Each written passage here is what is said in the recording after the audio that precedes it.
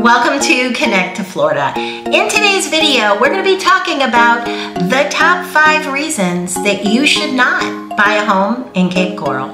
If you're new to the channel, I want to say hi. My name is Barrett Pastor, and I've been a real estate broker for 25 years. So hopefully I'm coming to you from a place of knowledge and experience, and I can help you navigate all things real estate here in Southwest Florida. All right, so let's just start with a disclaimer.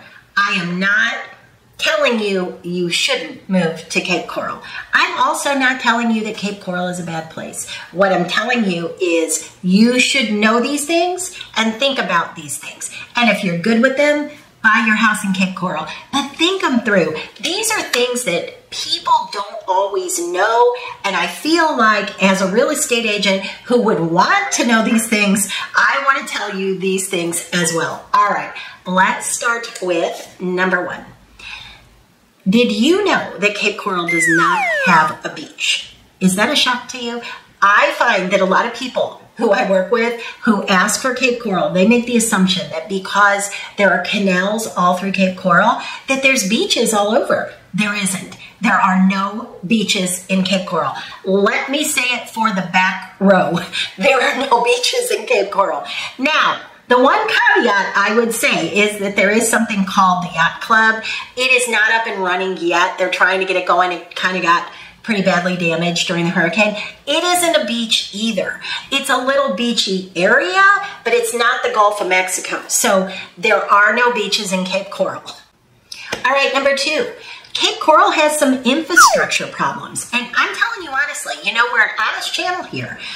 They have some problems. So last year, they had major problems with the trash company not picking up the trash. This is facts, friends. This is facts. You can go look this up if you don't believe me on Google. This is facts. So what they did was they told people to bring their trash to a certain trash facility. Bring your own trash. What are you supposed to do? Put it in the back seat of your car and bring the trash to where they wanted you to bring it because they could not hire trash people. That to me was a big problem. And they have a lot of things similar to that, kind of infrastructure challenges that are really based around growth. You know, Cape Coral was growing like crazy. Over COVID, it kind of boomed like crazy. And it's hard to catch up with the infrastructure and everything with having enough people. When you have a population boom like that, it's hard to handle. So they did have some very real problems. You should always be aware of them because some of them are still going on. Number 3, sewer systems. Did you know that there are many, many parts of the Northwest Cape, the north part of the Cape, that are still on septic? So that might be surprising to people. I've had so many people that want to live in Cape Coral say, wait a minute, how could this be on septic? Well, there are several in that area in the Northwest Cape that are still on septic. Now, what are they doing with that? Well, they're having all those people convert to the sewer. Who's going to pay for that? The homeowner might pay for it, but it's thousands and thousands of dollars. So what most sellers do is they pass that on to the buyer. So yet again, another thing, your agent should be discussing this with you. If you are looking to buy a home in Cape Coral and you're not talking about sewer assessment paid or unpaid, you have to know these things. I've heard it so many times. People that I've started working with because maybe they have been smart enough to let their agent go because worse yet, they've gotten under contract and they didn't realize that there was a $22,000 sewer assessment and they were going to be expected to take care of that. So you should always make sure that your agent is discussing that with you because I say this often on my channel, you don't know what you don't know. All right, number 4, red tide. So if you don't know what red tide is, I'm going to just give you a brief overview of what it is, but you should definitely look it up, Google it, you know, make sure you're familiar with it. But basically what red tide is it is a bacteria that is airborne, but it comes through the water. A lot of people think that red tide is that red, what looks like red seaweed. It isn't. It's almost a lime green color, but when you breathe it in, it kind of, those spores get in your lungs. And for some of us who have asthma like myself, it makes you cough. It's very hard to breathe. I can't even get out of the car when there's red tide present. Now, I've talked about this before. The good news is you can go to the Lee County website, you can go to the Collier County website, and you can look that up and see where the red tide is. But when red tide is floating through a canal, it tends to sort of pocket itself at the end of a canal.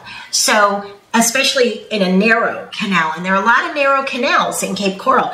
So if you are sensitive to that, if you have asthma or if you have allergies or COPD, you should be aware of that, because if that red tide is kind of pooling in that back end of a canal, and there are a lot of canals in Cape Coral, you are going to feel that and you're not going to like it. All right, the last one, number 5. There is really not a lot of shopping in Cape Coral. So if you think about Naples, there's an abundance of shopping. You can shop anywhere you want. There's all kinds of boutiques, tons of restaurants, tons of little mom and pop restaurants, coffee shops, everything. Tons of that kind of stuff. Same thing like Estero has Coconut Point. Bonita Springs has the Promenade, and those all tend to spill right into each other because you can drive Estero to Naples. That's a half hour and everything in between, so you can shop and eat all along the way. Cape Coral is different. There is no major shopping mall. There is no mall. There are restaurants, but they tend to be sort of like your chain restaurants, put it that way. And if you're fine with that, that's fine. Again, we're talking about just information here. And they don't really have a lot of shopping. Like, I think they have a Kohl's, they have a Target, they have a Walmart, Home Depot, Lowe's. But other than that, really not much of anything. So when you think about Cape Coral, you don't want to think of it as being resorty, because in my opinion, it really isn't. So as a bonus, you're probably thinking, wow, Barrett, why would anybody want to live in Cape Coral? Well, here's the good about Cape Coral. It is affordable. You can get a single family home in the beginning of the $330 range, 3-bedroom, 2-bath, pretty darn nice home. You can get a pool home for $350, $375. Those prices have really adjusted down to a more manageable level. And a lot of people that live in Cape Coral, they aren't there for the resorty lifestyle. They are there for the boating.